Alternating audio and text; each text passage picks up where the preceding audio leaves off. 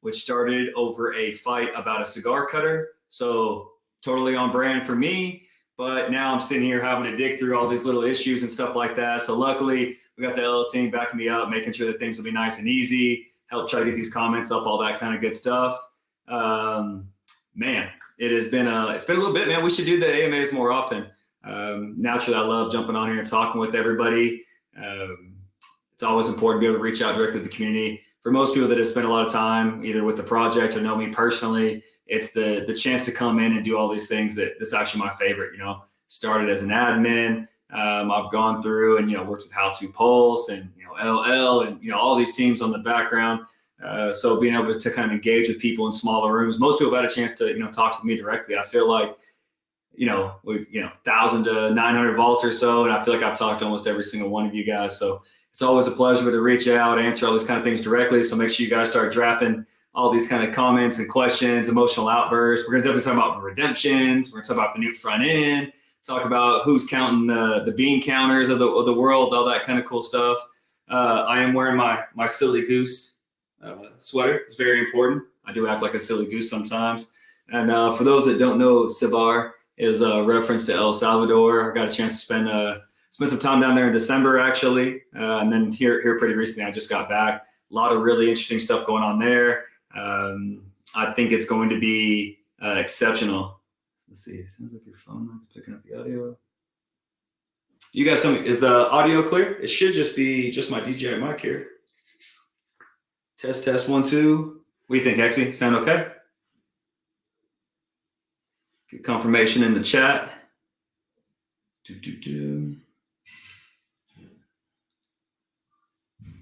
Yeah, I see the MCR guys talking about Bean. Robert says the audio's clear. 6-inch meme says it's good. All right, we're just going to assume that Cat doesn't know what he's talking about. He's an unreliable guy anyway. I'm just kidding. You guys know I love him. So let's see here. Chris says we're good. Cat, you're giving me anxiety. So if you guys don't notice, I have my beautiful cue here. And let's see, since too many sounds are going to echo type room. Oh, yeah. Again, maybe just trying to get this thing a little used to it.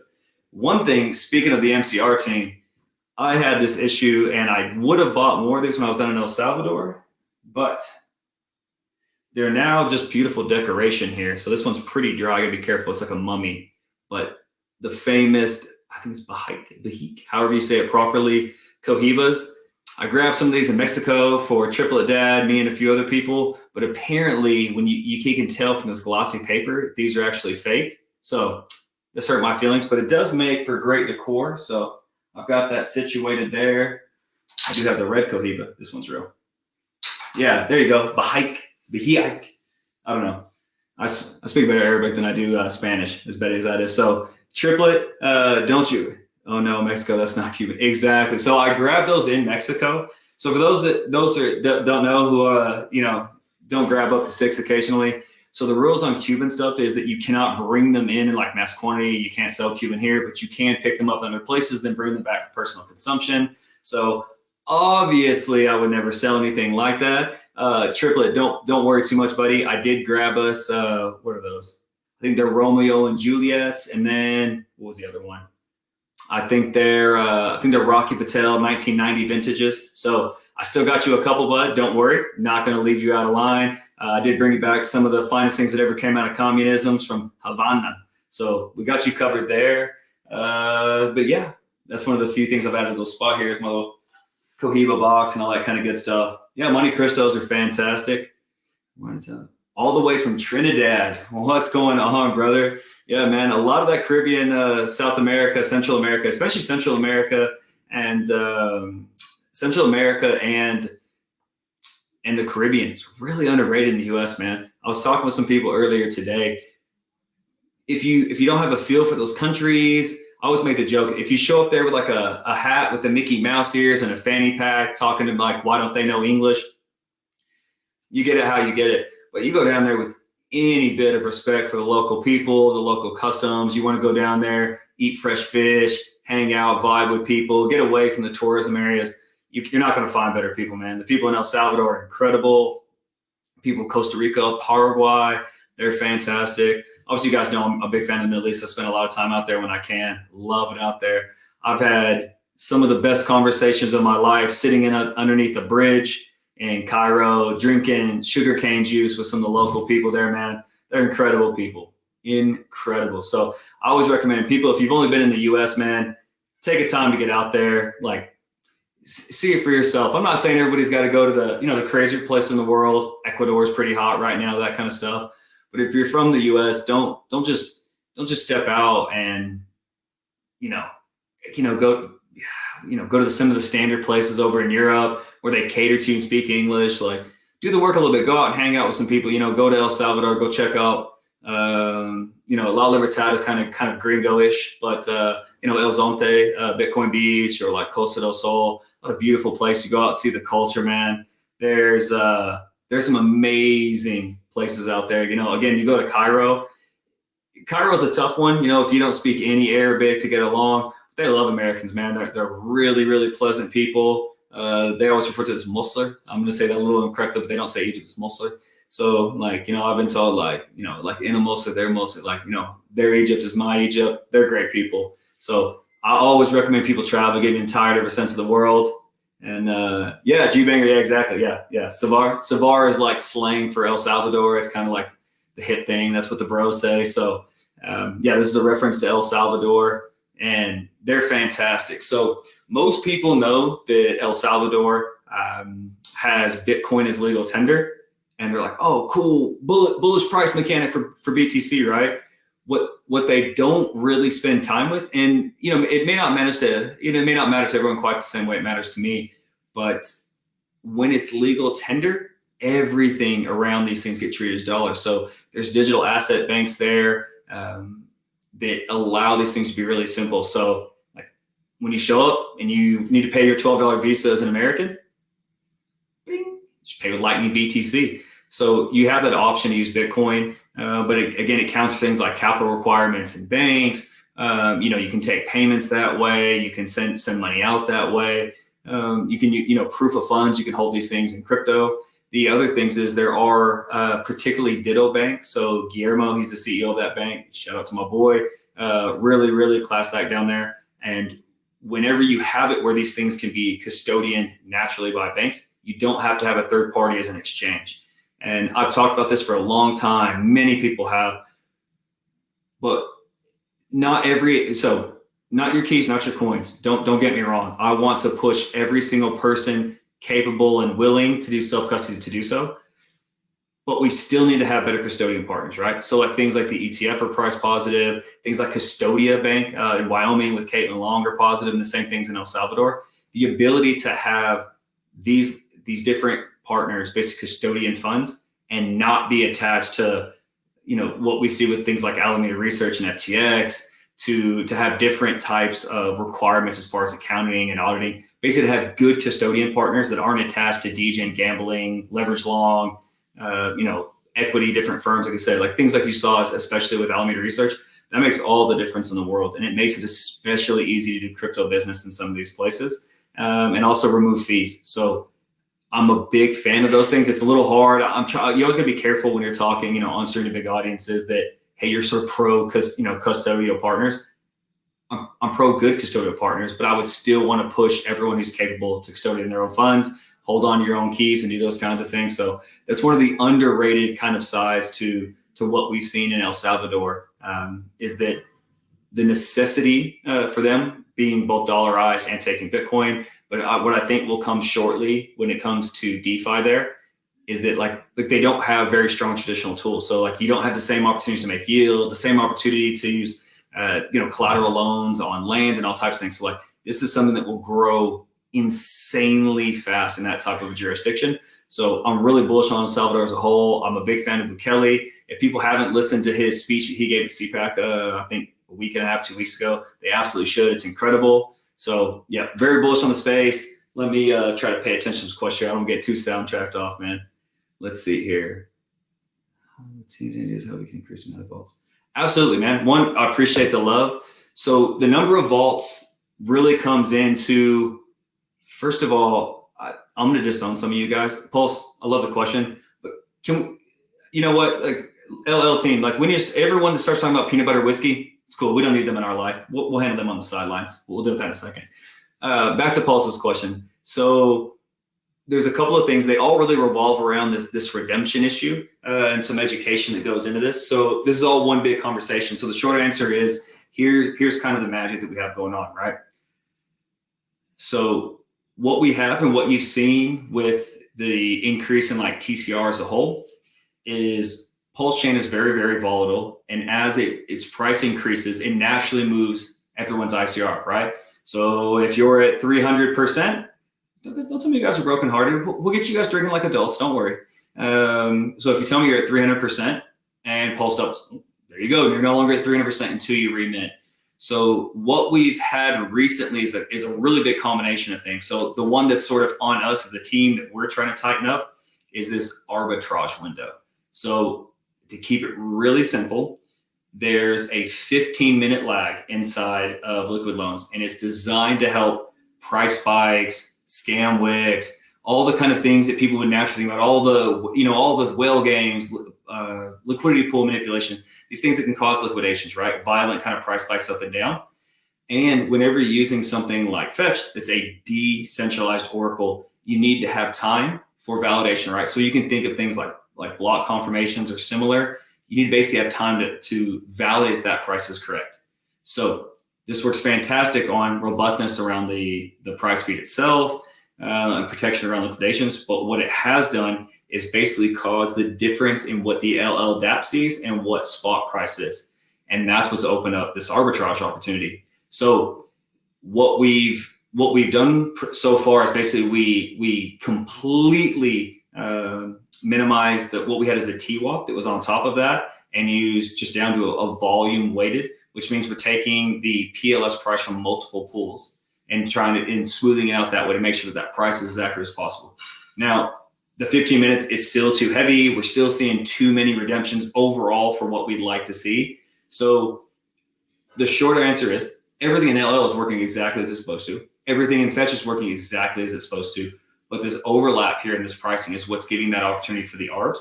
So that ARB is what's caused this kind of over redemptions. And I'll sure we'll get some extra questions here and we'll work through some of the specifics. But essentially is that overlap there, that area in the middle is causing an ARB. So what we keep seeing is as price moves up, we see a few redemptions and it bumps everyone's ICR up just a little more. And then no one wants to come back down. So assuming that we had a little less ARBs, a little more kind of an experienced user base. Again, this isn't blaming users, just talking overall, all these different factors. People would move back down pretty aggressively. So the same issues we have for redemptions at 600%, everyone could move back down to 200%, and it would be the same. It wouldn't change the amount of redemptions. But essentially, we're just kind of teetering up, and you see this move back down with price, and then we move back up, and then we teeter down with price. So this is what's kind of caused the TCR of the entire system to be relatively high. You see this sometimes with Liquidity as well. So we're going through all these things and smoothing out that time. We're hoping that we're going to have that update out before the end of the month, maybe a little quicker, but you know how dev is. So once we get through there, that aspect of being able to tighten that time window, and then also add a little extra liquidity. Everyone should be trying to find some liquidity to add for USDL to help with the spikes that you see on there. So those two things are what will help smooth out the redemptions. And that will help bring down that TCR, and then it'll naturally open the vaults back up. So one, people who, if they don't want to be as active, aren't as familiar, aren't as savvy DeFi users, they don't want to have to manage the vaults up that high, right? So you see some people like, hey, I want to be hands off, I'm not dealing with it. You see some people who just don't have the weight to throw around, right? Like if we're at a 500%, you got to have, around $10,000 of PLS. So all these things will naturally, as we pull that back down, as this redemption issue gets tightened up, you'll see that people have to be less hands-on for vaults, that TCR moves down, so people don't feel like they have to have such a massive amount to get started. So essentially, it's kind of what we would kind of think naturally. We'll smooth all those things out. We'll see an increase in user base. These vaults will open back up. We'll open ourselves up to more people who want to open a vault but just don't feel comfortable to yet. And then from there, it's just more marketing. And as we see the PLS price rise up, we'll see even more users who can use it. We'll see bigger loans. We'll see bigger yields. Everything basically moves up in tandem from there, and we'll get to rocking. So most people, if they're managing this pretty hands-on, they can still see a pretty big gain. Where most people who are pretty upset have really had an issue, it's when they get redeemed early and they haven't spent enough time to sort of realize, okay, this is how I need to open my vault. Here's where the gains are. Spend some time. So like if you've had a vault open since the beginning, you've been collecting yield, you've had increased exposure to PLS. And if you get caught with a redemption for a couple of grand or whatever reason whatever level you're at there, you just take some time, you buy back in. It's not the end of the world. But if you open up the day of and you get redeemed, and then you're like, what's going on? Where's my PLS? That's where the issue is. So as we lower this back down, it's going to kind of increase that threshold of safety for newer users. And again, we'll see these metrics kind of trail up. So that's a big positive there. A lot of people have been kind of confused by this, and when people get confused, they get naturally uncomfortable. But when you early take some time and look at the redemptions, they're higher than we want in the system. But the impact to individual users, it can be where most people get frustrated is when it tends to be in like a really heavy sweep up day. So if you're sitting here and you have all this natural price action, like what we saw from RH, you get redeemed early and then the price runs up 20%. Well, then you're sitting here looking at essentially from an individual user. It's like you sold here and now the price is up here. So if you're not comfortable waiting for it to come back down, that's where that kind of loss can end up being. It's from the ARB and then as well as the actual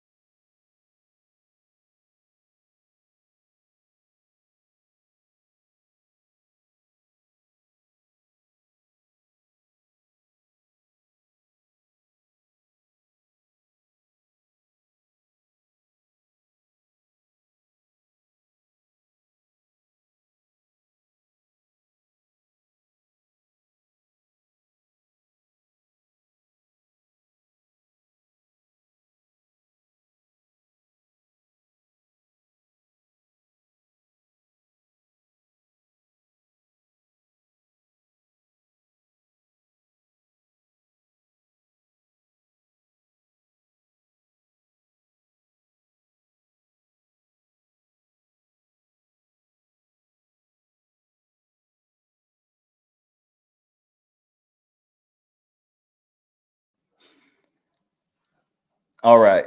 Had to jump back in with the webcam liquidated. Oh, that's hysterical. Got liquidated on stream. All right. So I'll have to use a slightly worse stream collateral too low. All right. Everything's squared up there. So yeah, I had to swap off the camera. Although when it's plugged in, I thought it would still cover the answers there. The incredible disappearing WaLLrus. That's hysterical. All right. Yeah, Joe, I think you asked me that on Telegram. I still haven't went through and looked quite what movement there. Typically, when we see those big fluctuations in USDL, it's when people are moving in weight and not using Piteas. So if you look through, especially the liquidity on USDL, one of the things that's really unique about the FUX platform is the multi-asset pools, especially with stable coins, makes for exceptional order execution. So when you go through and look at how much value you can run through on Piteas, you'll see that it's heavily weighted toward the FUX pools, especially if you're using USDL, because again, that when you have 4 stable coins all together, they naturally want to hold each other together, kind of like Hart's law. But it's all together. So because they all have individual mechanics and different ARBs separate from other places, they'll try to hold each other together. So that FUX pool does an amazing job for USDL. But if people go through and try to make big orders with USDL outside of it, especially in like the USDL PLS pool, you'll see that big spike. So when a lot of us use like Deck Screener, when you're looking at Deck Screener for information on loan or USDL or most assets, it's really just going to pull from one pool, right? So that's not all the price action that you'll see in every pool. It's the exact pool you're looking at. So you can see, like you can pull up like a USDL loan and PLS loan, and you'll see that USDL loan sometimes will open up an ARB. There's less liquidity there.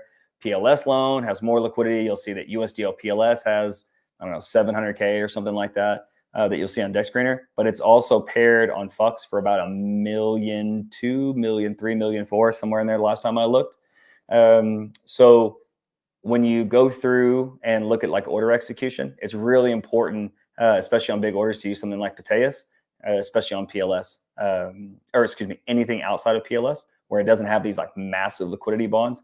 We don't really have that problem too much on ETH, but it's really important on PLS to make sure that you're going through there and getting good order execution. For one, so this is important for two reasons. One, for things like that where you get spikes or these small things. But like if you guys have been paying attention on the chart and you see these big, huge candles where someone doesn't market order sell, there's a lot to learn from that, man. So if you see someone who makes a 600K market sell, and you see that they slip 10% and they swapped inside of MetaMask, so they take whatever it is, another 1% or 0.5% fee or whatever it is, that person ate that on the way out. And maybe, a lot of people, especially if this is your first like big bull cycle, if you came in 21, 22, missed the last run up, you may have not actually had to move around big weight in crypto yet. And you should please listen and learn from this.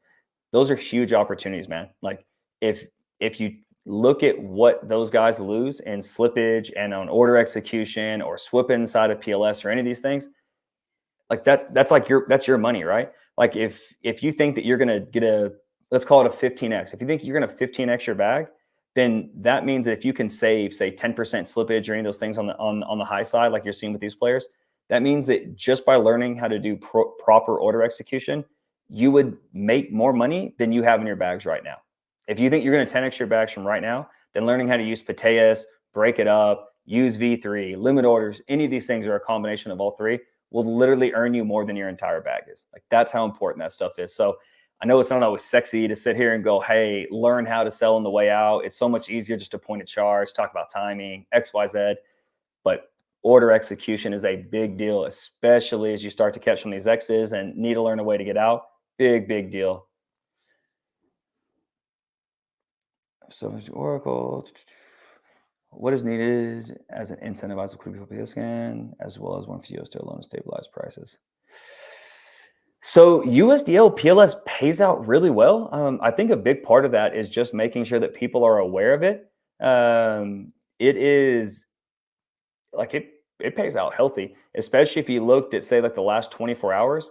Anytime you start to see the volume approach the size or exceed the size of the LP pool, you're looking at getting paid out pretty heavily, especially if one side is the stablecoin. You don't have it dampens that impermanent loss risk there.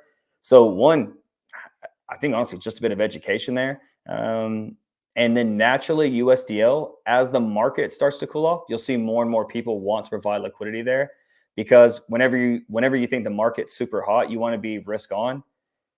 And so risk on just means you want exposure to the price, right? So like USDL, like every dollar you hold in stables is like a dollar you don't hold in something that can appreciate. So one, people just need to look at the yield. It's very healthy on that pair. But as far as for stabilizing USDL, the Flux pool is way stronger. Last I looked at it, it's around like 20%. So again, 20% versus wanting exposure to the market. Most people would take exposure to the market right now, but it's going to give you a great place to either like say hold dry powder. It's going to give you a great place to, as you start to want to take profit, man, getting paid 20+% on stables is massive. And we'll see some really interesting stuff play out with that as well when we see the convex layer that Fast and Yellow Cake are working on. It's going to be called 2Fucks. I don't make up the names, guys. I'm just here telling you all what it is, but it's a convex layer that will also help push some of the reward as far as the gauging of the pools and Fucks. So gets a little into the weeds there, but essentially it'll just add extra value to what we have going on the pools there. And USDL loan, that's one I think lots of people should be in. But again, it's kind of the same thing. Do you really want to hold the USDL side too much on that pair? Most people would probably prefer that it gets bonded heavily with PLS, allows it to move up in tandem, and then you get price exposure to both sides. So the short answer is we just need to explain more about what the value side is for particular players who are wanting to take some of the yield. And then on USDL loan, we'll see. Most people would probably want to do PLS in loan. And then also there's a gauge pool for loan that has there's a ton of value. I think it's paying out triple digit APR. the loan pool that's, I think it's 60% loan, 10% PLS, 30% USDL. So it's a multi-asset pool on Flux. That's a beautiful pool. It's fantastic. Fantastic. It's a great one. And then also on V3 with 9mm. That's Diva's platform. For those that don't know that much about 9mm, obviously take some time, look it over. You always want to be careful when you're talking about other platforms, making sure you understand. But Diva is a really, really savvy guy. He was an admin for a long time. He's very knowledgeable. I've known him for a couple of years. I think he's done a pretty decent job, and he's educating people very well. So all of those are great places to try to get some extra yield and, look at the liquidity side of things when it comes to loan and USDL. Is there somewhere we can see the time horizon for the SAC loan and lock schedule?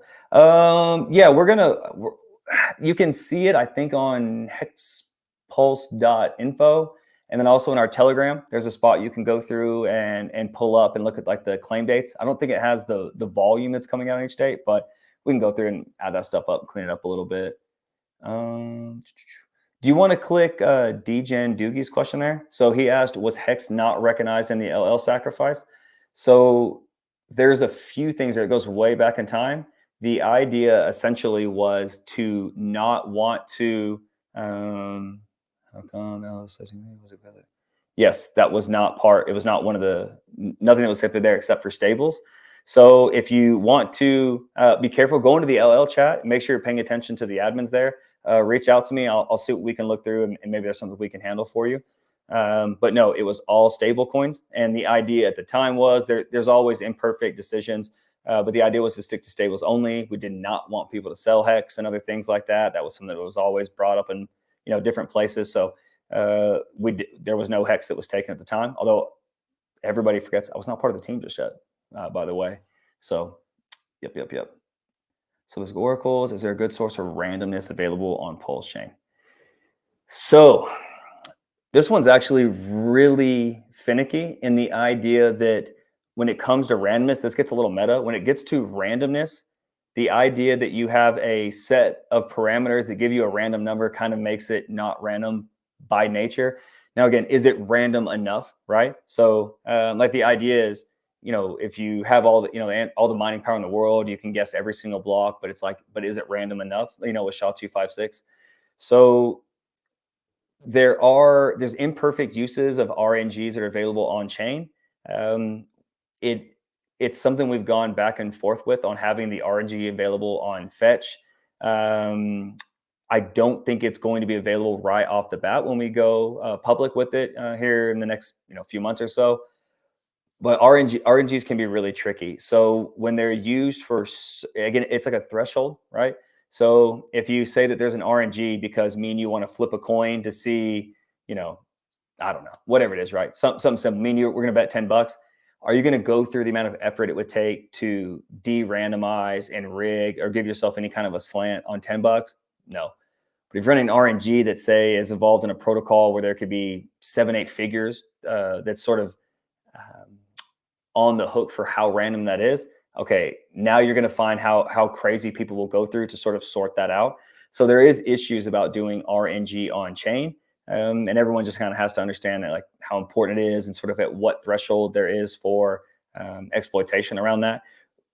No one else is offering it right this second that I'm aware of, but I think it is something that we will get to eventually in time with Fetch.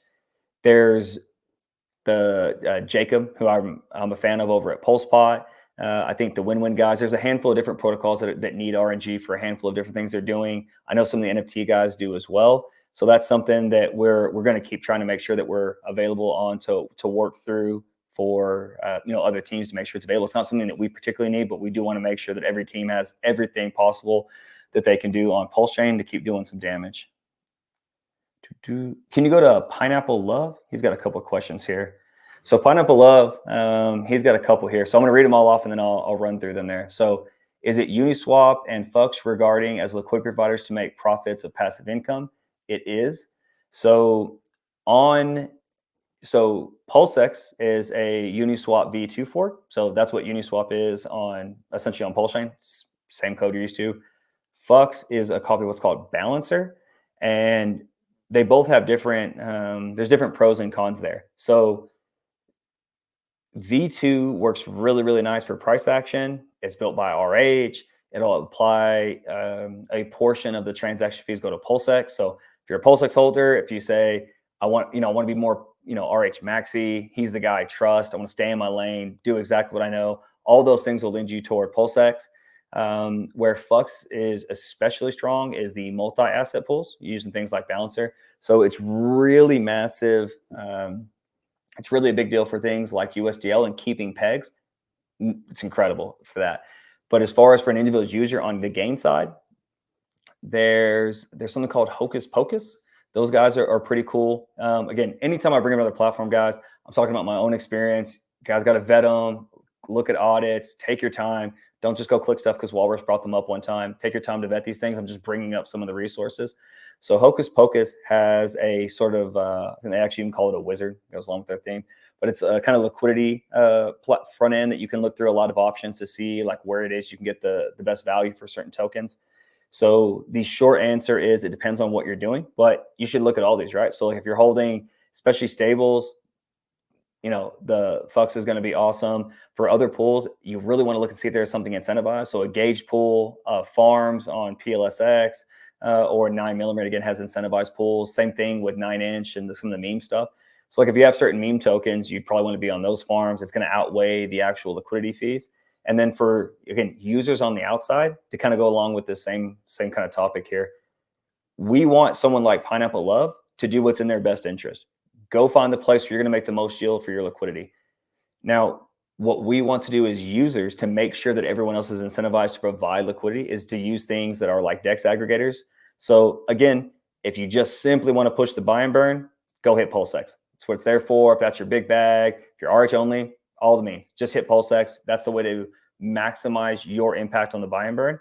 But if you just want fantastic order execution, if you want incentivized liquidity providers to kind of go chase their own yield, then Piteas crushes it. You're going to get fantastic order execution, and it basically incentivize other liquidity providers to just go find where their best yield is, and then you can go find them using the DEX aggregator. And then curious about L's roadmap. Any hands-on recurring deposits? Such a move could turbocharge to the load token. So we're not going. So there's no way to add that. That would be a second contract. But Power City, they literally just went live, I think, 2 days ago with Earn, and it's very similar to what we built. Again, they're a good team. They've been audited. You want to go through and look at all their stuff. Take your time, as always. But they built Earn, and again, it's very, very similar. For Loan, I talked about them a little bit earlier. The Barista guys have built another front end. So I think they're listening, so they can probably post it in the chat there. They can post their front end, and we can probably toss it up here in a second. But they have another token called Bean. So you can stake your loan tokens there, get all the same rewards, same issuance, same redemption rewards. And then you also get the Bean distribution. And whatever comes of Bean in the future is up to those boys. But it's cool to see that Loan, having been out for 90 days, already has a whole nother token that's built on top to incentivize it. There's a lot of neat things. So again, the Flux pools are very large. The yield itself has already been, 40, 50+%. And then there's already another incentive token. So I'm really excited to see that stuff kind of move around with when it comes to Loan. What is the risk of being in pools, pros and cons? So let's see. Okay. So when it comes to the USDL style pools that have a bunch of stables, there's always a bit of contract risk. So like the first thing is you have to trust the platform and the pool you're in, right? So like that's kind of a given with anything, right? So what's the risk of being in LL? You got to trust LL. What's the risk of being on Flux or 9mm or any of these other platforms? You have to trust the contracts themselves. But as far as for the pools themselves, when it comes to the stable on stable pools, there's really not too much of impermanent risk loss. The swan event is that one breaks. So you have, so like the big stablecoin pool with USDL is USDL, USDC, USDT, and DAI. So if USDC blacklisted it, you're going to end up with a heavy distribution of that. So when it comes to the stable coins, the risk is that something breaks and that you end up with the bad one. That's the kind of really high end risk. The more realistic risk is that your yield is not as valuable as what you would get from being price or risk on, right? So if I hold 10 grand in stables making 20%, if I could have held PLS and it goes up 50x, well, okay, then essentially it was the opportunity cost. So that's the big one on stables, is just how much of your portfolio do you want to allocate to being risk on, being on an asset that can go up and down, PulseX, Inc., Teddy, loan, whatever it is, right? So all these different kinds of things. And then when it comes to, say, like PLS and loan, like that pair, it's that they don't move in tandem together. So if you see PLS skyrocket or you see loan skyrocket and move, you're going to end up with something called impermanent loss. And essentially what it means is that what you got incentivized with did not cover the amount of loss that you had in the movement of the coins versus having just held the coins themselves. So you can have impermanent loss and still be up. So you could hold those hold something like PLS and loan. They move around a whole bunch. You say make $3,000 in liquidity fees, and your bag that was worth 40K is now worth 50K. So now you've got 53K worth. You started at 40. The impermanent loss would factor in is if you had held loan in PLS and they move up and say you'd have 56,000. You're still in a positive. You still made a bunch because you still had exposure to them and you made the liquidity fees, but your impermanent loss is that 3K, the difference that you would have held. So that's the big risk on being a liquidity provider, is just that essentially the difference in movement there is greater than whatever it is you got paid out to provide liquidity in. Uptown community has smart votes being built, support LL, so smaller loans can be taken. Yeah, that's something that Haunted and that crew is working on. I don't know if they put too much out about it, so I don't want to shill them too much just right the second till they get everything sorted and kind of get a little clear. But essentially, they have some idea for collective people opening up a vault to sort of lower that barrier to entry and that threshold. So again, that'll be a third-party thing. Hope cool stuff runs. Boom. Bean counters, baby. Magic carpet rides, cool stuff, man. Again, I've said it a lot of times, but the MCR guys are a great team. Jay Money, someone I consider a personal friend, got to meet in person. A lot of just time and market together. He's a great guy. Triplet dad, a legend. I have a ton of respect for him. Same thing. We got a chance to speak quite a bit. And then Hextrovert Ty, most people know him. Another incredible guy. They've built on top of LL. A lot of those guys have been admins. They've supported the community in a huge way. They did a lot to help participation in other platforms. They've done a lot for me personally. Cannot say enough good things about those guys. Let's see. PulseX would be helpful if we can swap PLS to USDC to multiple networks. That's interesting you say that, man. So you're not going to be able to do that with something like PulseX. They could add that to the front end, similar to what you might see on something like Spooky Swap, which is over there on Avalanche. Or Phantom. Maybe it's on Phantom. I get them confused. So the thing that's interesting about being able to swap cross-chain is it's really valuable for individual users depending on what they're doing. But the reason like the original bridge wasn't set that way. Okay. So the idea is if you want something to be valuable, then you got to have more value on it, right? That's the idea of like TVL you see pretty routinely. So if you imagine, I'm going to explain the bridge like we see with PulseRent real quickly. So if you have a poker table, there's 5 people playing at it, and you say, hey, I want to go play too. And you walk up to one of the players and you say, hey, here's $100. Give me $100 worth of chips. He says, okay. The value on the table hasn't changed. You actually haven't brought value to the network. All that we've done is change the ownership of the value on the network. And that's how what you're referring to there is, which is like a cross-chain swap or a DEX aggregator, cross-chain DEX aggregator. What you see with what's called like a lock and mint, like PulseRent, where you see wrapped USDC, wrapped Bitcoins, all these things, is they actually move value on. And that's like going to the cage at the casino. So if I take $100 and go to the cage and say, hey, give me 100 more chips, what I've done is these chips are just plastic, but they represent my $100. That's a wrap. A poker chip is a wrap token, okay? And I take that, now I go back to that same poker table. Now there's $100 more on there. So that's why it's important to have like a lock and mint style bridge early on before you have more traditional fiat on-ramped. And again, get a little meta with it, but that's the reason that those things are important, is to be able to add value to the network and sort of get things bootstrapped and get some kind of accepted value from other places and stable coins. But now there's, like PortalX. I'm working with the guys over at Houdini Swap actually to add some privacy. That would be really, really cool. They do it through central exchanges. So we're going to have to talk with those guys more and work out some of where the liquidity is at. But they're a really cool team. So shout out to Aaron over at Houdini Swap. They're actually already now supporting PulseChain. We just basically need to go through and get some liquidity that's available to make sure that we can actually get some order execution. So it probably won't be available on PulseX, but lots of teams are working on that cross-chain kind of compatibility stuff. A lot of cool stuff there. Let's see. Yep. A lot of fun stuff. I lost my dApp from the bridge PulseChain when gas went out. I don't know what that means. Some scammer. Oh, that's tough on the scammer stuff, man. That's rough. Say hex the safest keys, close cuts. Yeah, so he made another comment here about so what he says, I have to say hex is the safest with no admin key, closed codes, etc.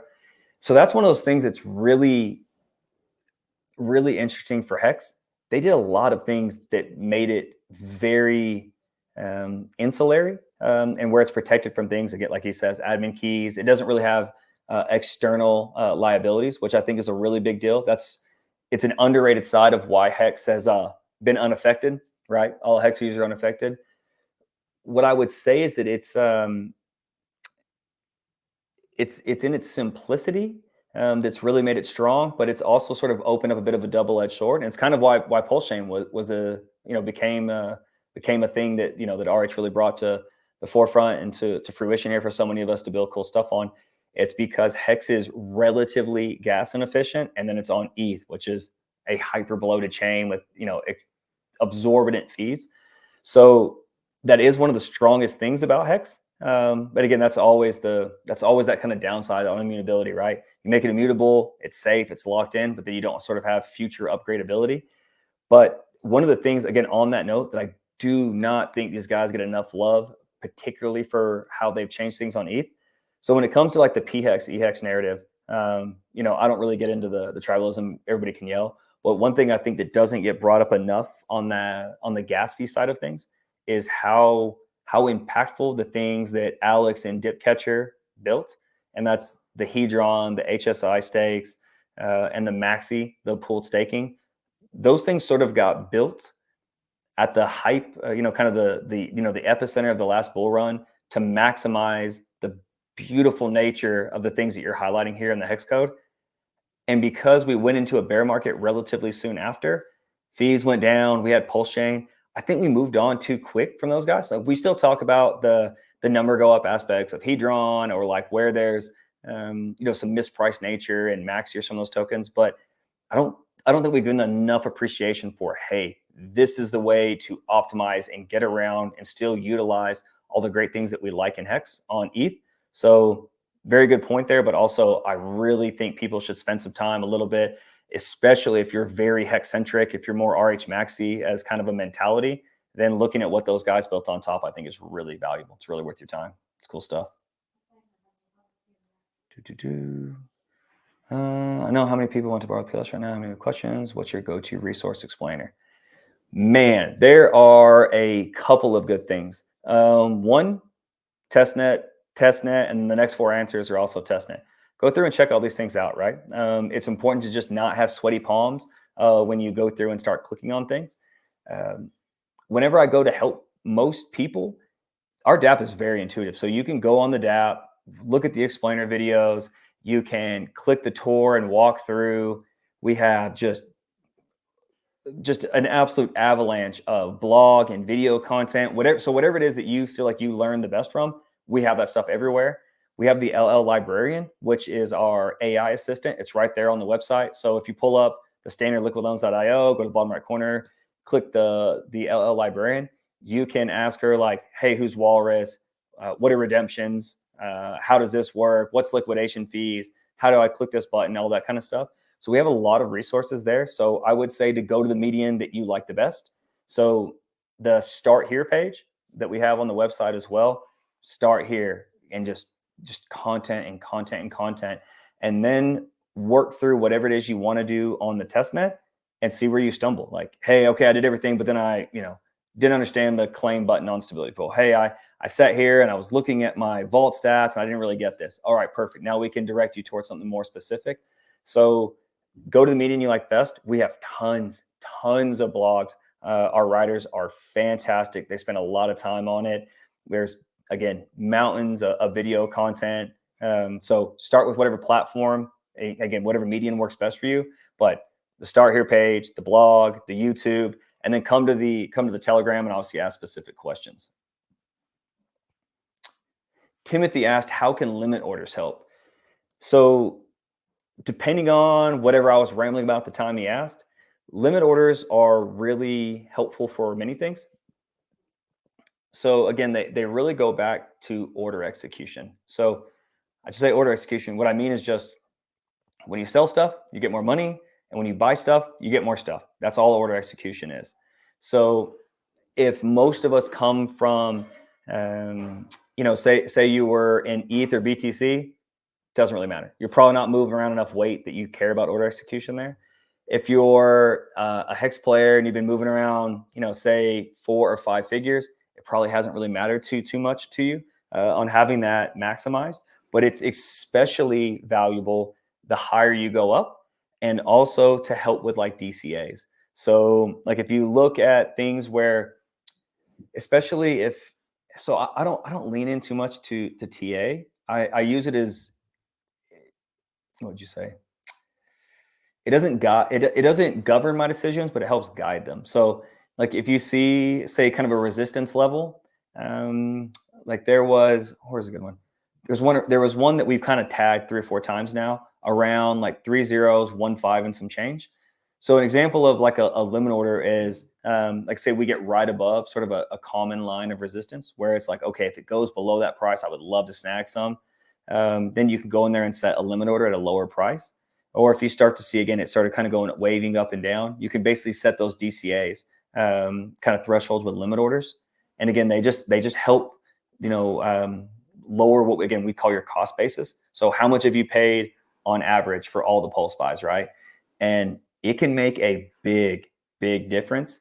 This is, I think this is a quote from Arts that can be taken out of context, where he's like, pennies don't matter on the way to dollars. And that's definitely true. And what he's getting, he's focusing on, don't over try to time the market. But I think sometimes that we can take that a little out of context and think that, hey, we don't want to pick up our pennies when it comes to limit orders and things like that.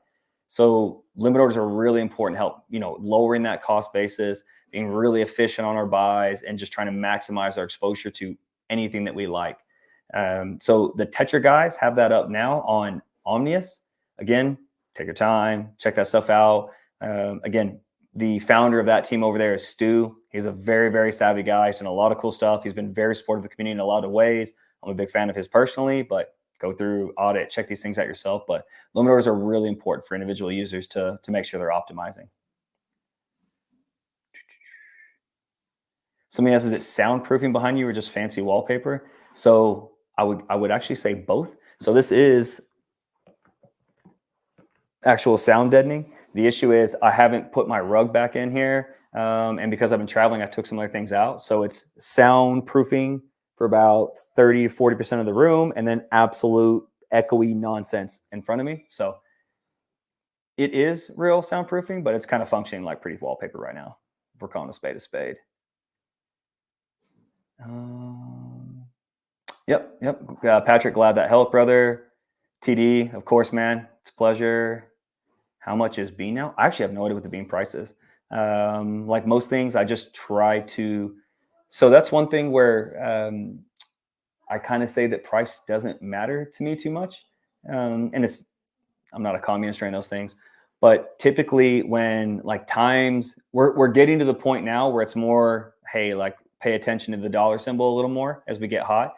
But over the last like 18 months, it's just like, I just want to accumulate, right? I just want value. I just want the tokens. I just want all this exposure to all this magic that we're going to have in PLS. So I don't really know what's going on with Bean. Me personally, I don't really care what the price is anytime soon. I have no idea. This is not financial advice. I'm not leaning on any side baseball. I'm just assuming those guys are really cool. They do neat stuff. I would assume that there's something cool to do with Bean in the future. So to me, if nothing else, whatever the price difference, say I'm negative in 6 months, who cares? I missed out on some opportunity, but I get the opportunity that they build something cool. The ideal is you want to sell USD to exchange, because right now most exchanges not taking. Yeah, so Ty brought up that that what you want to do is sell USDC to exchange. because they're not going to take. He said PUSDT. I'm assuming he actually means wrapped USDT. They're of course not going to take PUSDT. But when it comes to the wrap side, so again, I'm assuming that he means W, not actually P. I know prefixes. It's hard enough trying to figure out what life is in the first place without a dozen prefixes. Believe me, I'm trying to work on 2 languages that both have gendered prefixes, and it drives me nuts. It's impossible. Then again, at least they know what their pronouns are. So, we'll take it out. We can get it. So there's things like Coast, and there's other on-ramps that are coming up soon. We're trying to get more and more custodial partners. But what you can do now is you can still remember that the swaps are very, very inexpensive on PulseChain. So going from whatever asset you want, or from USDL or PLS or any of these things into wrapped USDC is relatively easy. Or the other is to use the cross-chain swaps on something like PortalX. So depending on what you're doing, if you have an off-ramp option from a cheaper network like BNB, that's one way to avoid the ETH gas fee. So if you got $800, then you can do like a cross-chain swap with PortalX or some of those types of platforms, and then go to a cheaper transaction. That way you don't have to eat a $40 in, $40 swap, $40 this, $80 this on ETH. So that's one of those ways to kind of make sure that you're paying attention there. And then the very next one that Ty says there, you end up using the bridge and you end up paying gas for ETH. Very, very expensive. Believe me, I know. But it's kind of the nature of the beast where we're at right now. This is something we actually went through way back during the PulseChain sacrifice. I actually think it was Triplet who was pretty big on this, if I remember correctly. But one of the things that the people would try to do and kind of get together would be to say, hey, like, we know everyone's want to go through and use their standard, kind of ETH-centric worldview. But at the time, they were accepting, I think it was Stellar Lumens was a big one. I think it was BNB. There's another very low-cost chain. Maybe it was Tron or something. And that was one of the things that people were doing, was to optimize fees. We're like, look, you don't care what it is. You just want value in, value out. So to skip those fees over, we were using things like Change Now and Changely. Anything we could do to basically optimize those fees to let people DCN around that. So that's something the community's been doing for a long time, is trying to find ways to save pennies and move that value around. Yep, loan earns yield every day. And the other thing about loans yield, I bring this up a few times, but I think it's very underappreciated, especially, again, if you have kind of a hex-centric worldview. Most tokens that have a yield pay out in the token, which means that the price of that token is reflective and also of your yield. The loan's different, because loan pays out in USDL and PLS. So one is, if you're just holding and scraping yield, you don't particularly care what the price of loan does between now and then, until it's time to actually go sell that loan. Now, again, I've seen the loan chart. It's rough. I know this is not cope. Just calling a spade and realizing how to maximize the value out of that loan along the way. So with loan, any value that you get in PLS. So let's say that you're getting paid out at roughly a 20% APR in just PLS. If loan doubles, then you got a 40% yield. So that loan, that yield is not only not subject to the loan price, but it is subject to the PLS price. So loan can do what it does, and you can just keep taking that yield. The loan price basically just reflects a cost of that pool share. So that yield there, again, or the bean or these other things, you don't really care what the price of loan does until it's time to sell. So that's one of those things that changes the bit of the calculus when you're looking at how you want to allocate things, that you don't necessarily have to be too overly concerned with the price of the loan while you're just using it as like a loan yield bearing instrument. So that's one big side of both things.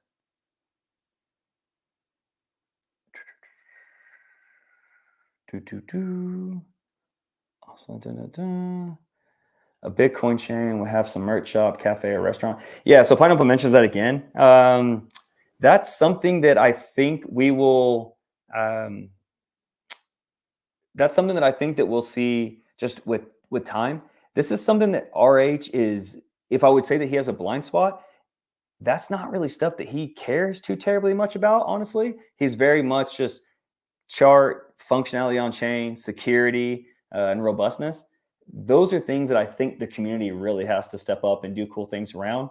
Like if we look at Hex from a design code, from the things that we've sort of picked up mentality from RH, beautiful. But the original RA, the original Hex front end, it's not especially attractive. Like that's not where he shines. It's not where he tends to put a lot of his value. But if you look at some of the OG stuff that Staker did and a lot of things the community built, they sort of beautified around them. And I think that that's something that we're going to have to handle on chain is some of the sizzle around the stake per se will be on builders and community leaders and the community themselves to make sure that things are very aesthetically pleasing and do neat things around it. And I think that that's stuff that community is getting better and better at with time. So I think that's a big one. So he says, who will build the first food restaurant, cafe, food shop, merch store for L, PulseChain, Hex? There is some of that stuff being built. So that it is neat to be able to do that in whatever token you find valuable. So I think that it's more cool for us than it is net beneficial overall. I think one thing that a lot of people in crypto overall should kind of get behind is treating Bitcoin as a means of exchange between our crypto ecosystem and TradFi, trying to get to Pineapple's point here, to get retailers to accept LL PulseChain Hex is very difficult. Like, you have to take somebody who's not only a believer in all these things, who's technically capable, but now they also have to be willing to basically take that risk on with the value of something, say like a restaurant. And that's difficult. Restaurants have low margins. I think they still have the highest failure rate of any startup in the US is restaurants. So they're difficult, but they can figure out Bitcoin. Again, I've been spending some time in El Salvador with things recently. People do get Bitcoin, and it's easily fungible to get back into dollars and different things. So I think that that's cool. I think that we should encourage that in some places because it adds confidence and some neat nuance overall. But I think most importantly, we should say, hey, you guys take Bitcoin. We're the people who are early adopters, who are DeFi users, who can do all this cool stuff. I think it's on us to be able to get to Bitcoin. Just ask them to take Bitcoin. It's too big an ask to have retailers take on all the cool stuff that we do. Just say, hey, if you'll take Bitcoin, I'll get to Bitcoin. I think that that's something that I've talked about that for a few years, and I feel stronger and stronger about it over time, actually. A rug is in the wall. There's no rug in the wall, HexiCat. These are individual panels. You see the little gap between them? These are real panels. They function. There's no rug on the ground. The ground echoes. Is PulseChain still alive? Yeah, it has a pulse. It always has. It's not going anywhere. Don't worry. Calm down. Everything's fine. AVAX. Yeah, AVAX is good for swapping. Ooh, LDS. Can you add a warning if you're about to get redeemed against and a mechanism to pot the amount needed to keep your PLS safe? That's not something that we're likely to build on the front end. There is a vault alarm bot that's kind of cool. The Up guys built that, Haunted and that team over there, that gives you some thresholds. You can also set some pricing thresholds, which will help you get a bit of a bearing on it. But the most important thing is that we work on, like what I was talking about at the very beginning of the stream, that we lower that opportunity for arbitrage there, and that we just reduce the amount of redemptions overall. And as you see that, you'll see people move back down kind of in line. So again, some of this disparity here isn't just that redemptions are high. It's that redemptions being high have stopped people from ebbing back down.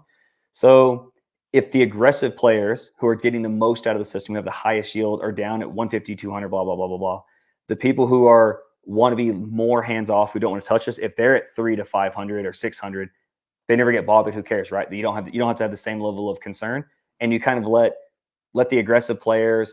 I'm very relatively aggressive. I stay on that edge. I've been redeemed a handful of times. I think 5 times I've been clipped along the way. You will kind of allow us to sort of manage the things that are more difficult.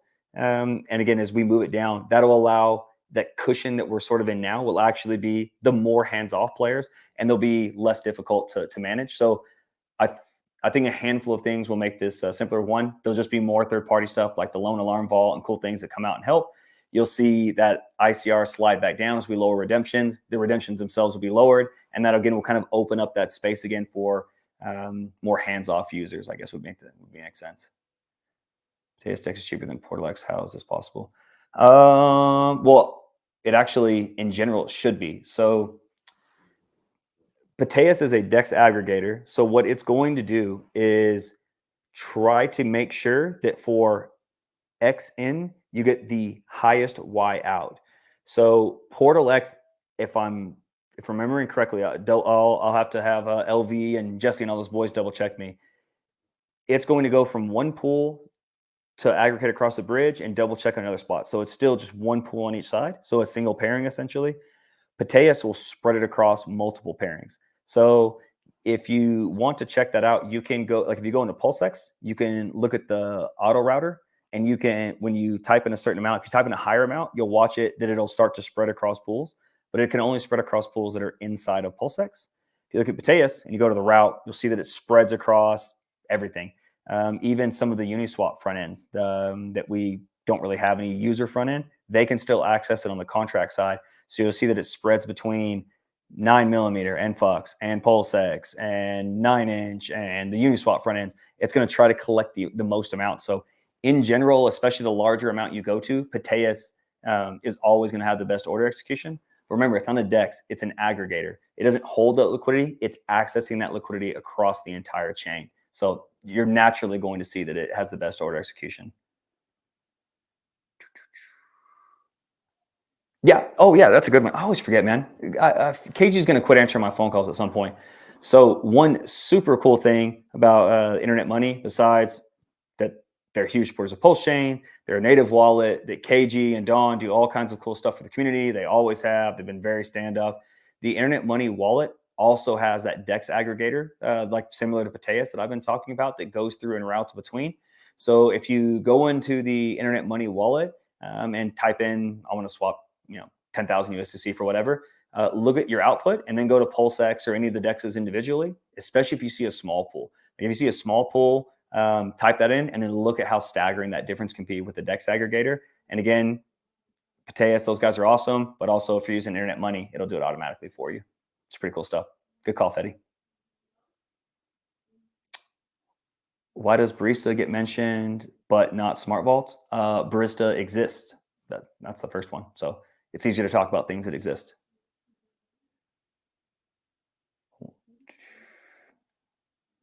Are you bullish on reward ecosystems? Not like reward ecosystems in general, or is reward a particular thing? I'm not sure. Yeah, I'm not sure. Reword for me, brother, and I'll help you out. Will there be a percentage of USDL per stake on LL to see the percentage throughout the total takers? Hope that makes sense. Will there be a percentage of USDL per stake on LL? I think you're asking about the pool share. And yeah, you can see that on there. You can see what your percentage of the stability pool is. I think that's what you're asking there, Robert. But if you're not asking for like what your percentage of the pool is, just re-ask again. I'll find it for you. One last thing, I found you on YouTube over 2 years ago. Bought L, Cyrus PulseX. Wow, that's really cool, man. I appreciate that, brother. Very, very cool.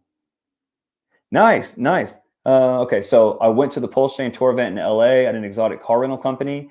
I'm pretty sure this guy has done some content with RG3. So if you're into the pasta rockets and all that kind of cool stuff, check out RG3. He's got more on that company. They accepted Hex, PLS, and PLSX to roll in a Lambo for the day. And that's a good example. So like that's kind of like what I was talking about with Pineapple Love earlier. That's cool, right? Like that gives you some significance. If you got a no coin or a friend, you'd be like, man, you can roll in a Lambo with this stuff. It's real, like it's tangible. So that's helpful, but it's not really going to be like hyper price positive. And it's not going to have the same kind of fungibility. So like the idea of trying to like turn one of these things into a currency is difficult, but having shops like this here where you get something super baller and enjoyable and fun to be able to let those guys take it directly, that's pretty cool. So that's a great comment. Yeah, Hex Bordeaux, I think is how you would say that. You're very welcome, brother. I'm very grateful to be in the position I am and be able to help out so many of the communities. So it's my pleasure, man. Yep. Yeah. Robert says he was asking about pool share. Awesome. Awesome. Hex Love, again, if you want to re-ask, I'll figure it out. Yep. Barista is live, fully audited. What was the actual launch date of LL? Thank you for all you. Hey, very appreciative, brother. It was December 1st, just depending on where you are. But there's an exact time in the Telegram. So if you go in there and say, hey, what was the exact time of launch? It'll give you the UTC for yourself there, give you the actual laid out time.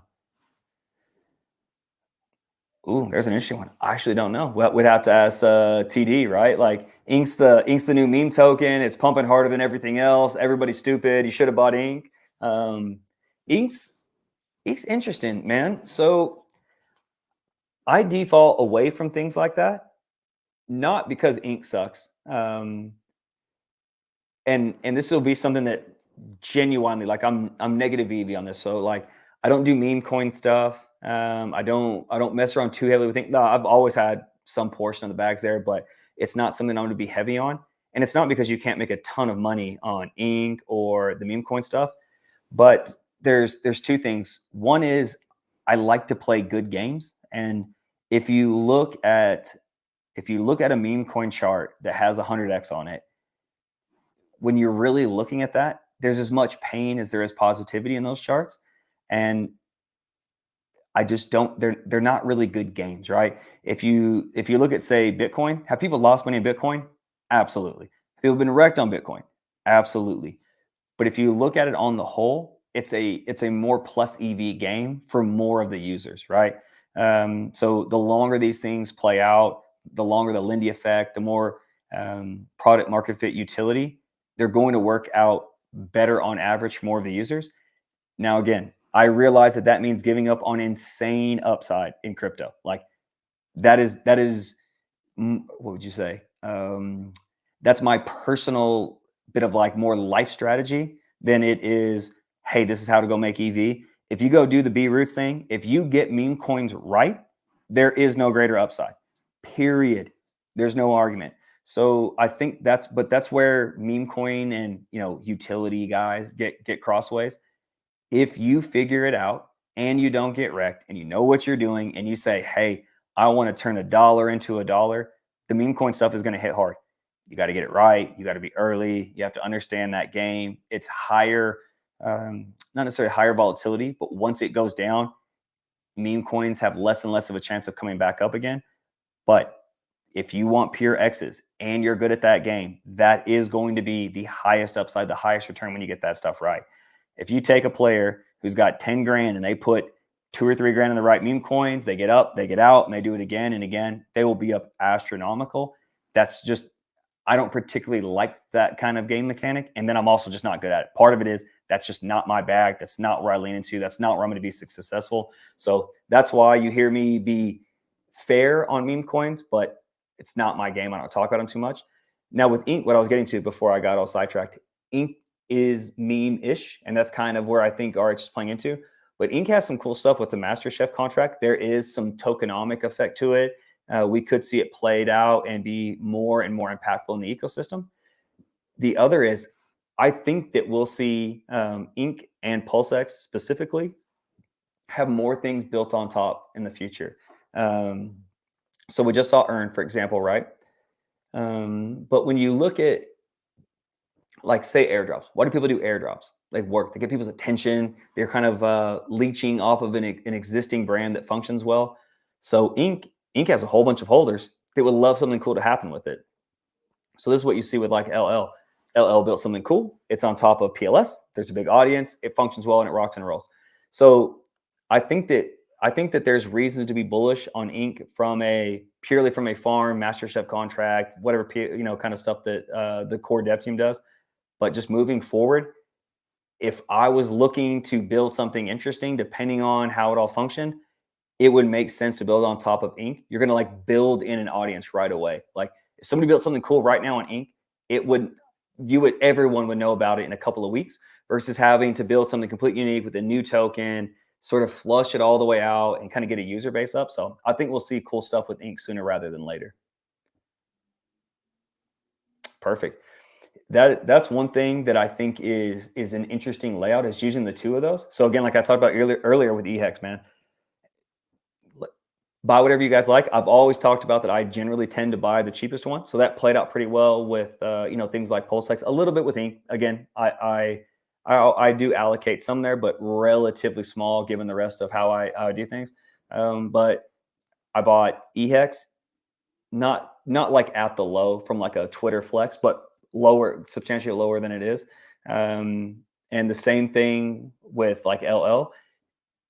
I'll take the cheaper one. But where I think that the loan token and EHEX play out well is, again, the loan token is you don't have to be as concerned about what the price is along the way to be able to scrape the value of the yield. PLS is strong value. USDL, has a peg at there at $1, and that kind of allows you to sort of scrape the yield easier off of loan and then maximize your staking habits with HEX. So I actually think that those two things play fantastically together.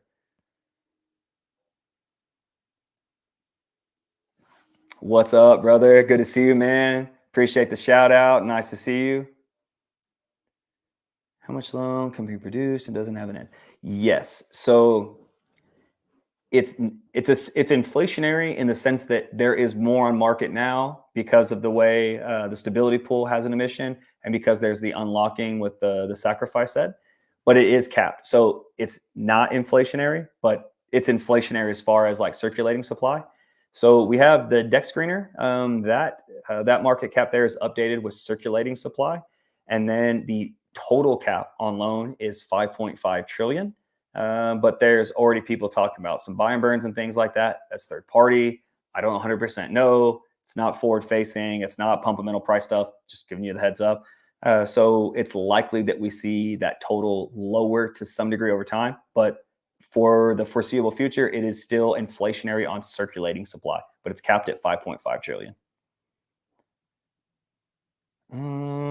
Pineapple Ass got a question here. What do you think? PLS goes to the dollar, the first trillionaire in crypto 10,000x, but I cannot see that happening now. And 10 hour pulse is possible. What do you think?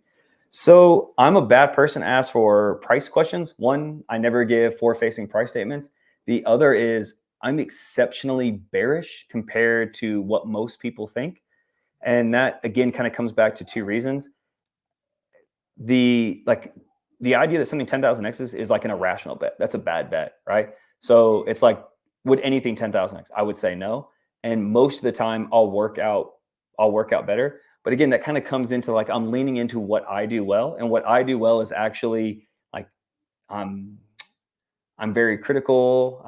Like I kind of talked a little bit on stream before, like I actually have a ton of anxiety, like doing live stream stuff like this. This is not because I want to be cool and do live stream stuff and get shouts out. It's because I like you guys and a lot of the people talking, and I spend a lot of time here. I have no social media that's personal stuff. I do not care at all about the personal branding side of things. I just like doing cool stuff in crypto and trying to help build cool stuff. So it's naturally like a bad bet for me. So I'm always going to be very, very conservative on pricing estimates. Again, naturally, that's a better bet. It's more sound in my opinion. I'm also not trying to hit 10,000 X's. And I think that that's helped keep me out of a lot of rug pulls and bad decisions. Because if the mentality is like, if you're focused on like, hey, what'll give me a 10,000 X? It's easy to overlook red flags and just try to optimize for like, hey, how can I hit a 10,000x? Whereas if you just say, I want a very, very high percentage that I just end up positive, crypto positive is multiple X's, right? Like if you go through the whole bull run for the next 18 months and all you got was a 5X, everybody would say you missed out. They would say you were dumb and terrible. There is some logic to what they're saying, that there's an opportunity cost. Got me personally, guys, like I'm fine with just taking a 5X. Like that's such a huge return relative to investment of time and what it would be in any other asset class. So I'm not trying to tell people to not go chase up extra gains or to not do, again, it kind of goes back to that meme coin narrative. That's just not how I like to think about things. And it's kept me out of a lot of bad decisions. It's made me more focused and be a little more romantic with the tech. I tend to know more about the things that I touch. So again, I'm always going to be like, no, nothing 10,000X's, that's dumb. Doesn't mean things that can't. I just like to lean into, hey, I think this thing is going to be net positive. I think it's going to be up and to the right. I think the yield's going to play well. And I just let crypto do its thing. If I'm just guessing and I'm positive on most things, then that's going to work out well. And again, that's just what works out best for me from my own investment thesis. Do you roll from BTC to ETH PLS? Or are you on PulseChain bags and not rolling like Arch appears to be?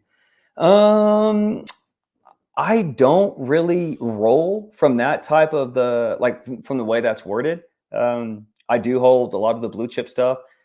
I tend to think a little more from like a holistic portfolio, almost more like a TradFi player. So I kind of think of BTC and ETH similar to like NVIDIA, Apple, all these kind of standard tech stocks that people hold for a long time that have some dividends. Again, it plays back into, if you look at crypto on the whole, I want some of these things that have fanatical upside that I'm still confident won't break and go to zero, and I sort of backfill from there. So, like, for example, again, I think this kind of gives a little bit of framing. So if you could just guarantee me, right? You could guarantee me that from this, I've got 20 grand right this second, right? You can guarantee me that on a year to the day next year, I'm gonna get a 3x from BTC. Okay. That would allow me to say put 7K in BTC, know that I'm gonna get my 3x, right? So I'm gonna get 21K out of that.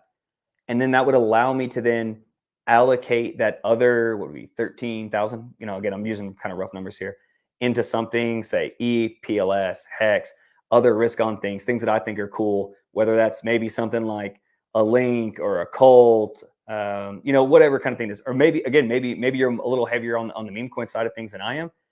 And I would know that I could allocate all those things. But because I have a guaranteed 3x in Bitcoin, I'm still going to be up, right? I'm going to be at 21,000, even if I miss every other thing. So how I tend to look at things like BTC or ETH, they're almost my, hey, at some point I'll be price positive. And I like to sort of allocate from there, because that's my biggest thing is I'm willing to rapidly shrink that range of outcomes to maximize the percentage that I'm just positive. So I'm never gonna hit the ultimate high. I'm never gonna be the greatest trader. I'm never going to end up with, hey, I bought 5 things, they all 10,000x, I swapped them into something else and I made another 500. That's not ever going to be how I do things. But I just like to say that what I do gives me, one, I hate missing more than I like hitting. So, even, some people talk about a meme coin, you put 1,000 and 10 of them, you miss on 9, one goes up 100x. I would be pissed off about that. Like, I would be infuriated. I wouldn't think well. So I don't do that stuff particularly well. So I don't do the roll as laid out there, but I do like to allocate and think of things like BTC and ETH as sort of my blue chips that they allocate and sort of give me a larger time frame moving forward with a higher guarantee that I'm just positive. So I don't really roll them and try to chase things as much. That I'm just not good at that stuff. But I do allocate correctly there. Can someone burn their loan token? Certainly can. Yep, some people are working on that. Yeah, but again, that's kind of my take there.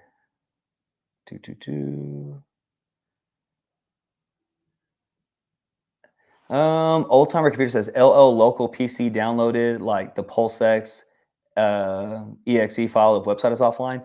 That's not something that we have planned right this second. The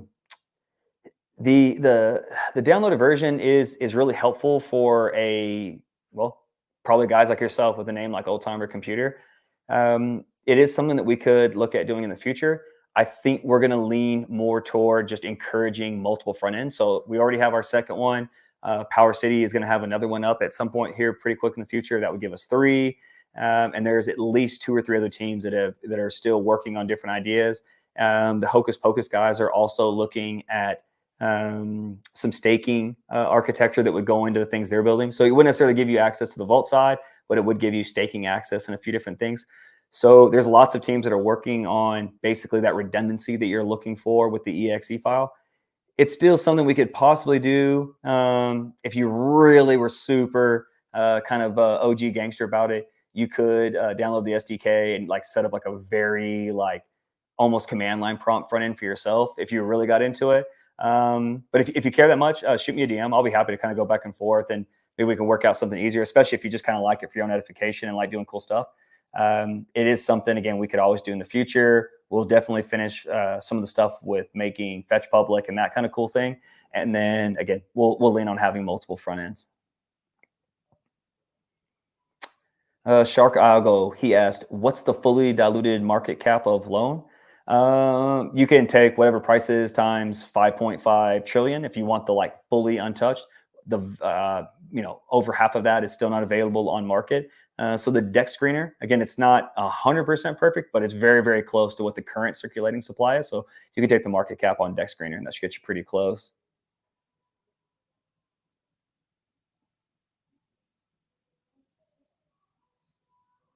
Soybean French fries, gross.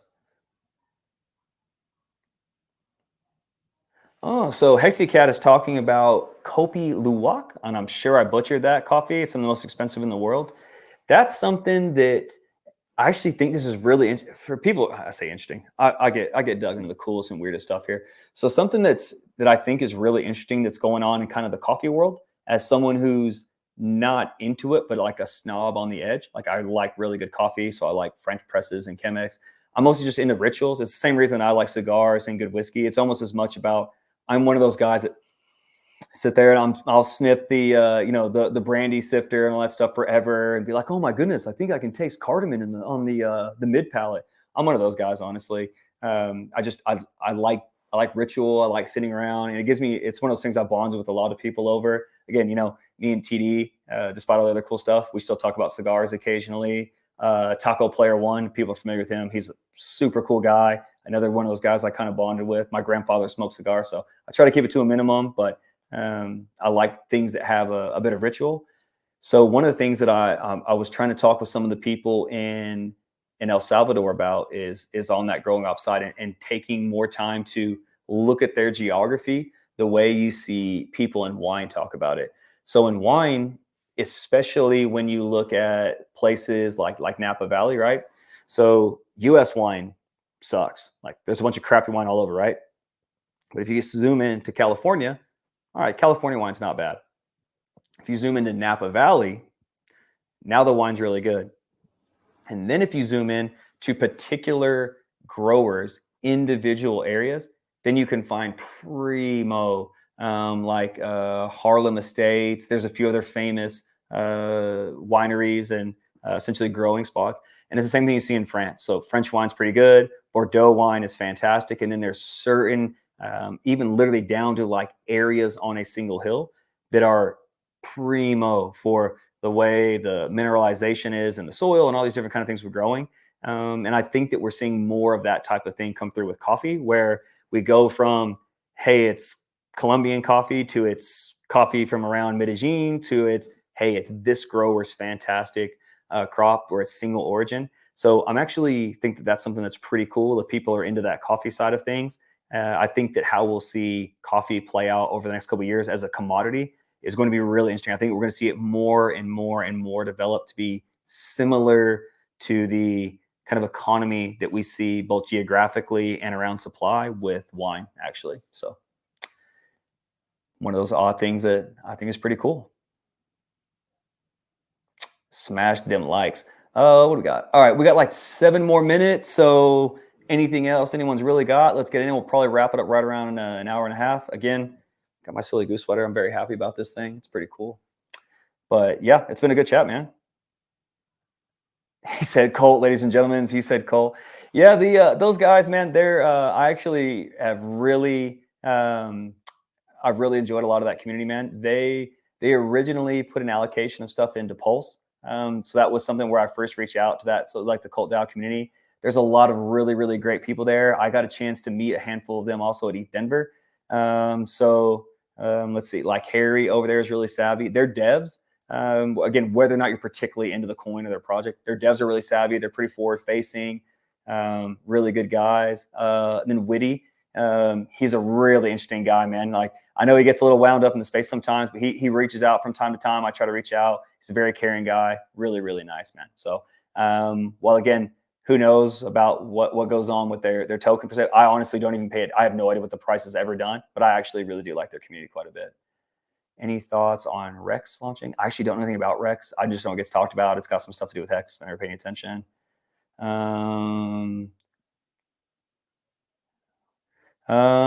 So it's like Swedish sausage, Swasi.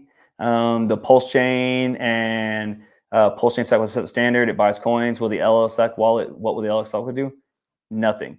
So anything that it ever does, similar to what we originally saw, it is not going to be broadcasted. If when it decides to add liquidity, buy things up, whatever it does, it's never going to have a heads up. So the answer is it will do nothing. And if it ever does something, it is what it is. It's just never going to be commented on.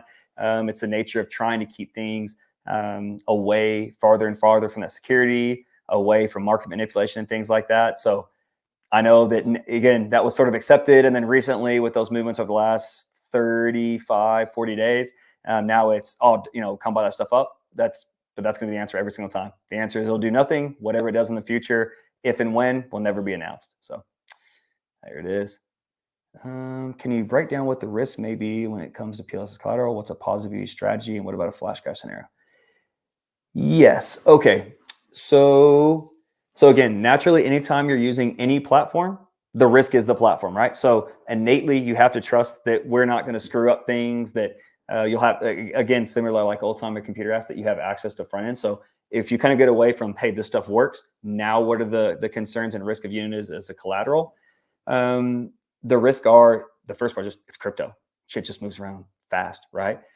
So that's the real concern, is just that you have a relatively volatile asset. So we have to over collateralize in a way that's not, given that you said positive EV, I'm assuming that it's not capital efficient, right? So that's like fractional reserves. While we hate them in the way that they're applied today, they come somewhere for a reason, right? And it's to be capital efficient. So when you use something that's extremely volatile, you have to be less capitally efficient to basically take up the margin that thing moves around at. So the short answers are just, you have to trust the platform. You're using something that moves around a lot. And then you're also using a form of collateral that does not have that many people that find that collateral valuable, right? So if I collateralize property, again, there are certain places that property is less liquid, but like, let's say it's a condo in downtown London, everyone will come buy the stupid thing, right? It's a very liquid asset. There's a lot of people who accept that collateral. If it's gold, it's accepted around the world. With PLS, you constrain the number of users. So you sort of have some like meta economic stuff there, but particularly when it comes to using just LL, those are the main things. It's just that volatility. So the positive EV strategy really comes into, what do you want to do next?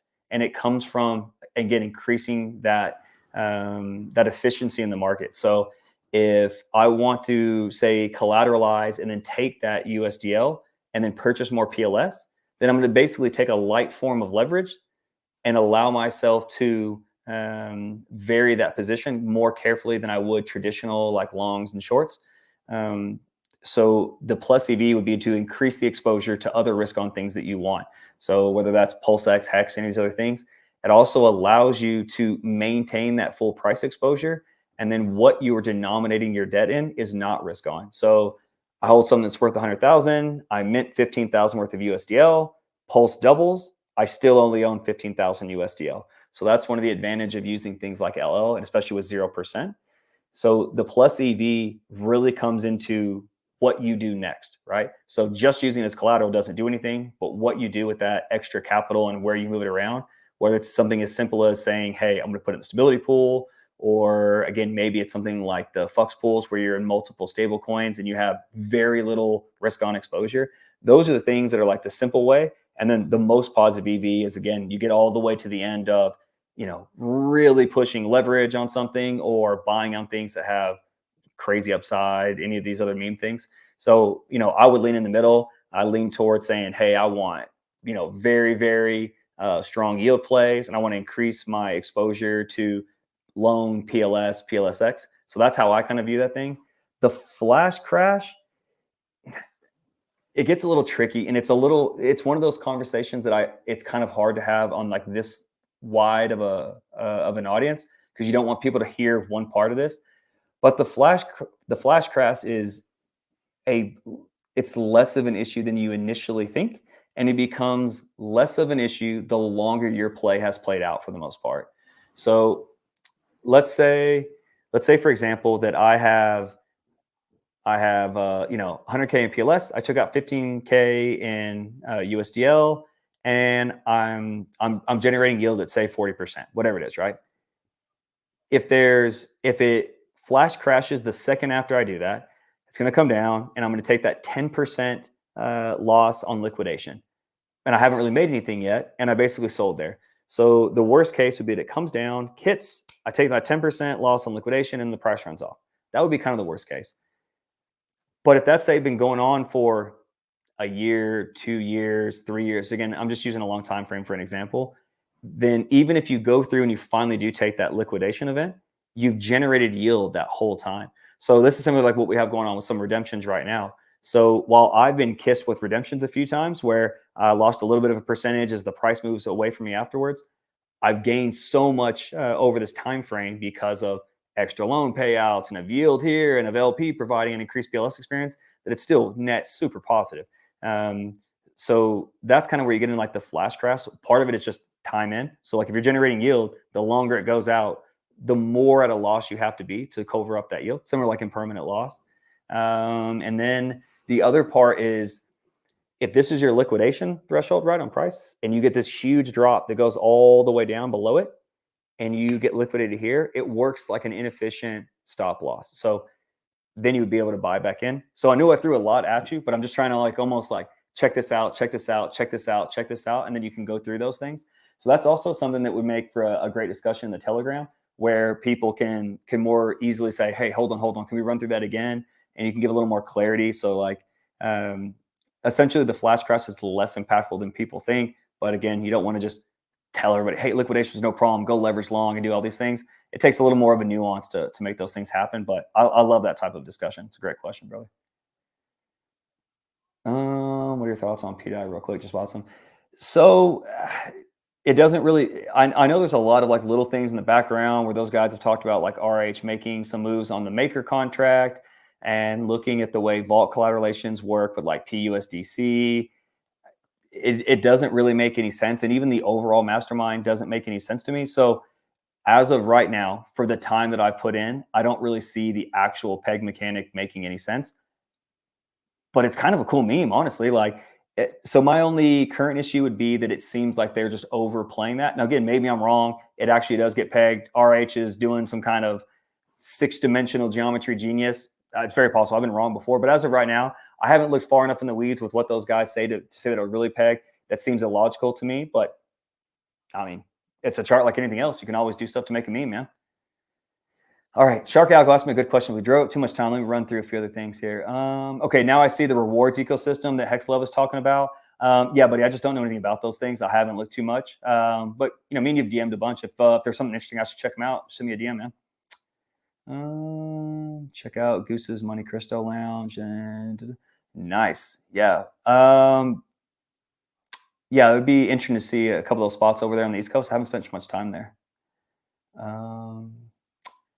Oh, I see Hexlove. You said I was awesome. Thanks, brother. Appreciate you. Yep. Shark Algo. Good question. All right, guys. Anything last one? I'll give another 30 seconds, see if something rolls in that's interesting. But if not, guys, I definitely appreciate it. Sorry about the camera dying. Hopefully the audio quality is still good with the mic here, but we'll try to do more of these. I always like reaching out and talking with everybody. It's much more fun for me to engage like this where it's closer and we can all kind of sit around and do the fireside chat than it is to just rip out the YouTube content. But that stuff scales well. It's easier to get more views, but it's way more fun to sit here and hang out with people I enjoy.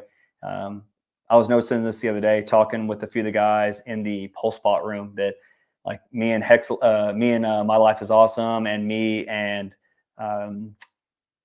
myself and like Jacob had like actually talked for like 4 years. So I think Hexlove, man, I think the first time we talked, man, was like 2 years ago. You know, Ty and Triple, all the guys from MCR, I mean, going on 3.5 at least. So it's wild to see as everyone's been so busy and running around, as we see these kind of screen names and people come back, it's wild to think that so many of us have spent hours and hours and hours and talked for years. I mean, legitimately, a lot of us are old friends, man. So I love you guys. It's a lot of fun.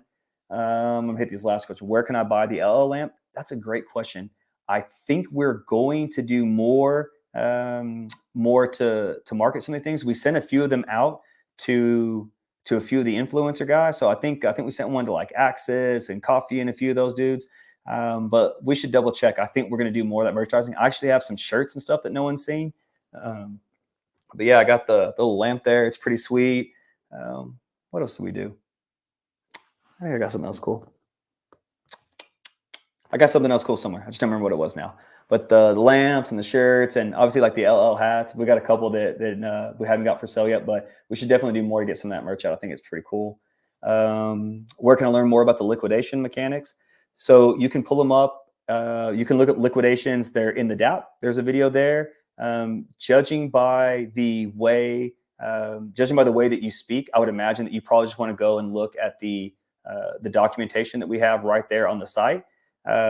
It's very, very clean. that you can actually look through, and the formula and the mechanics there, the reserve. I'd imagine you probably just want to dig through and get to the weeds there. But we also have a couple of blogs on them. So if you type liquidation and search that on the website and the blogs, it'll probably be really helpful. Yep, Tyler Sarasota, you're very, very welcome. Lyco Dash Canada, you've been very epically consistent in this space. Your patience off the charts. Hey, thanks, man.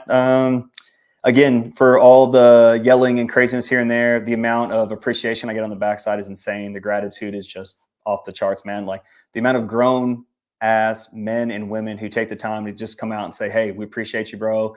Thanks for taking the time. We're taking this call. You know, again, I work with tons of people one-on-one, all that kind of stuff, man. The amount of just, it's a lot. Like we don't see that very much, you know, especially in the Western world, we've gotten so just, we're very, very coarse. The amount of people who just say, thank you cleanly. Like I have people that I've never spoke before, just, hey, caught some videos, blah, blah, blah. Really appreciate it. That stuff's huge, man. So one, I'm very, very grateful and appreciative, but I recommend that everyone does that to people around you. Gratitude does not get enough love in the Western world and the culture here. It means so much. It moves people around. It'll make people do great things. It'll make people want to be around you, to make people want to do great things for other people. So gratitude makes the world go round.